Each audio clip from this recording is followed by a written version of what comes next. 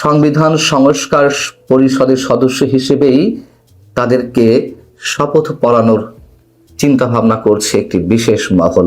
Doctor Yunus সরকার যতক্ষণ পর্যন্ত আছে ততক্ষণ পর্যন্ত নানান ধরনের সন্দেহ, সংশয়, বিতর্ক থাকবেই। প্রশ্ন করতে পারেন যে আমরা অনেকে বলেছিলাম যে নির্বাচন ডক্টর ইউনূস সরকারের অধীনে হবে না বা নির্বাচন নিয়ে খেলা চলবে। খেলা তো চলেছে, সত্য কথা। এবং একথাও বলেছি যে আমরা যে সন্দেহ, সংশয় প্রকাশ করছি তা যেন মিথ্যে প্রমাণিত হয়। এবং একথাও সত্য, আমরা কিছু মানুষ যে সন্দেহ, সংশয়গুলো প্রকাশ করে এসেছি, নিশ্চয়ই সেটি একটি চাপ হিসেবে কাজ করেছে। এটি তো অস্বীকার করার কিছু নেই। মানে ডক্টর ইউনূস যা যা করেছেন গত 18 মাসে, তার উপরে বিশ্বাস স্থাপনের মতন কিছুই অবশিষ্ট ছিল না আমাদের। এখন যেটি সংশয় দেখা দিয়েছে তা হচ্ছে নির্বাচিত জনপ্রতিনিধিদের সংসদ সদস্য হিসেবে শপথ নেওয়ার ক্ষেত্রে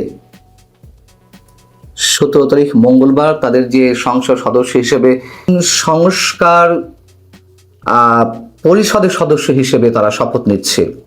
তাদের তো দুটোই একসাথে নেওয়ার কথা, কিন্তু আদতে কোনটি হচ্ছে আসলে? সংবিধান সংস্কার পরিষদের সদস্য হিসেবে তারা আলাদা শপথ নেবে এবং সংসদ সদস্য হিসেবে তারা আলাদা শপথ নেবে।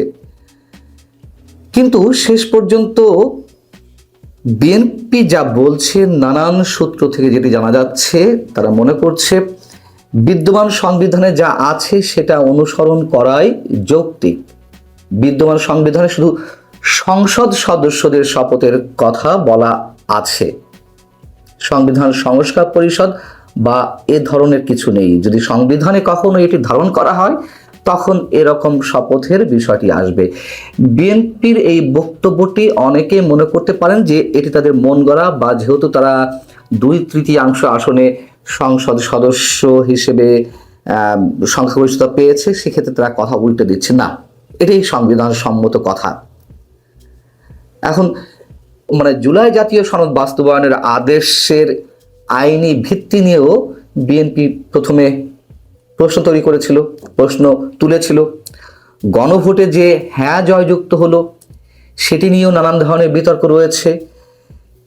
সংসদ সদস্য নির্বাচনে যে পরিমাণ ভোট কাস্টিং হয়েছে তার চেয়ে বেশি কাস্টিং দেখানো হয়েছে গণভোটে, এবং কোনো কোনো সেন্টারে 284% বেশি ভোট পড়েছে এই গণভোটের ক্ষেত্রে। এইগুলো তো আর কোনো মন গড়া কথা নয় আমাদের, এগুলো তো ভিত্তি রয়েছে, প্রমাণ রয়েছে। বিএনপি যেটি বলছে যে মঙ্গলবার দলীয় যে 209 জন সংসদ সদস্য নির্বাচিত হয়েছে এবং তাদের মিত্র দলের 3 জন সংসদ সদস্য হিসেবে মোট 212 জন সংসদ সদস্য হিসেবে যারা শপথ নেবেন তারা সংবিধান সংস্কার পরিষদের সদস্য হিসেবে শপথ নাও নিতে পারেন। সংবিধান সংস্কার পরিষদের সদস্য হিসেবেই তাদেরকে শপথ পড়ানোর চিন্তা ভাবনা করছে একটি বিশেষ মহল। যদি তাই হয়, নিঃসন্দেহে একটা তুমুল জটিলতার সৃষ্টি হতে পারে। জুলাই জাতীয় সনদে থাকা সংবিধান সম্পর্কিত যে সংস্কার প্রস্তাবগুলো, সেটি 3 স্তরে বাস্তবায়ন হওয়ার কথা, এবং এসব প্রক্রিয়ার সঙ্গে বিএনপি প্রথম থেকেই দ্বিমত পোষণ করে আসছে। আবার জাতীয় জুলাই সনদ পূর্ণাঙ্গভাবে বাস্তবায়ন করতে হবে সেটি আবার দাবি করে আসছে জামাত এবং এনসিপি। যেই 3 ধাপে সংস্কার প্রস্তাবগুলো বাস্তবায়ন হওয়ার কথা, সংস্কার প্রস্তাবের মধ্যে কি কি রয়েছে আপনারা জানেন। 84টি সংস্কার প্রস্তাবের মধ্যে রয়েছে, তার মধ্যে 48টি হচ্ছে সংবিধান সম্পর্কিত, এবং এর মধ্যে যে প্রস্তাবগুলো রয়েছে তার মধ্যে প্রধানমন্ত্রীর একচ্ছত্র ক্ষমতা কমিয়ে রাষ্ট্রপতির ক্ষমতা কিছুটা বাড়ানো, কিছু গুরুত্বপূর্ণ কমিশনের সদস্য প্রধানদের নিয়োগ দিবেন রাষ্ট্রপতি, আইনসভা দ্বিকক্ষ বিশিষ্ট হবে, এরকম নানান ধরনের সংস্কার প্রস্তাব। সেটি নিয়েও নানান ধরনের বিতর্ক ছিল যে এতগুলো প্রশ্নের উত্তরে হ্যাঁ কিংবা নাতে দেওয়া সম্ভব কিনা। যাই হোক, গণভোট হয়েছে। আমি দেশে ফিরতে পারবো না, তোরা দেশে প্রথমটা ছিল আইনি ভিত্তি, রাষ্ট্রপতির অর্ডিন্যান্স জারির মাধ্যমে এটির আইনি ভিত্তি দেওয়া হলো। আমি দূর থেকে বসে দ্বিতীয়টি ছিল গণভোট অনুষ্ঠিত হওয়া, এই জন্য ভালো লাগে। যদিও আদৌ এইভাবে গণভোট অনুষ্ঠিত হয় কিনা, করা সম্ভব কিনা সেটি নিয়েও নানান ধরনের বিতর্ক রয়েছে যে এই বিষয়ে সিদ্ধান্ত নেবে সংসদ। রাষ্ট্রপতি অর্ডিন্যান্স জারির মাধ্যমে গণভোটের কথা বলতে পারেন না, রাষ্ট্রপতিকে তো চাপ দিয়ে করানো হয়েছে, এটা তো সত্য কথা। 2026 এসে তো মনে হচ্ছে যে দেশের অবস্থা খারাপ হয়ে যাবে। এখন তৃতীয় ধাপে যেটি বাকি আছে সেটি হচ্ছে সংবিধান সংস্কার পরিষদ প্রথম 6 মাস শেখ হাসিনা আমলে কি খাইতো তারা কাজ করবে। এক্ষেত্রে ইলেকশনের হিসাবে শেখ হাসিনা আমলটা ছিল ওদের জন্য সংবিধান সংস্কার করার জন্য তো হ্যাঁ ভোটের প্রয়োজন হয় না, খুবই কমন সেন্সের বিষয়। সুন্দর ছিল না, বাট সংবিধান সংস্কার তো সারা বছরই চলতে পারে সংখ্যাগরিষ্ঠতার মতামতের ভিত্তিতে, এবং এখন তো 2/3 আসনে বিএনপি জয়লাভ করেছে।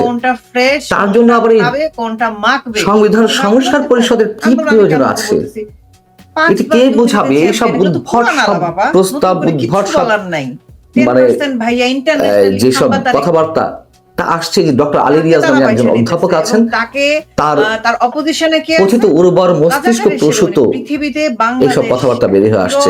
এবং এই কাজগুলো যে পেছন থেকে জামাত এবং এনসিপি করাচ্ছে তা নিয়ে তো কারো সন্দেহ নেই। বাংলাদেশ হওয়ার বিরোধিতা করছে যে দল, সেই দল এই যে জুলাই সনদ বাস্তবায়ন নিয়ে হ্যাঁ না ভোট অনুষ্ঠিত হলো, সেই দলের সাথে আছে। এই গণভোট অনুষ্ঠিত হওয়া পর্যন্ত তো এনসিপি সাথে স্বাক্ষরও করেনি। তারা এই যে একটু আগে গেল নাকি বঙ্গভবনে এই জুলাই সনদে স্বাক্ষর করার জন্য, তার মানেটা কি হচ্ছে? এই কথাটা কেউ বলে না আপা। আমাদের সন্দেহ সংশয়ের যথেষ্ট কারণ রয়েছে। আবার কোন জটিলতা তৈরি হয়? সংসদ সদস্যদের শপথ যে নির্বাচনের গেজেট প্রকাশিত হয় তার 3 দিনের মধ্যে করতে হয়, তাও তো করা হলো না। শুক্রবার রাতে গেজেট প্রকাশিত হয়েছে। এখন এখানে তো নানা রকমের কার্যক্রম দেখা যাচ্ছে। কে শপথ পড়াবেন, সকাল 11টা পর্যন্ত কিভাবে পারবেন তা নিয়ে একটু জটিলতা সৃষ্টি হয়েছে।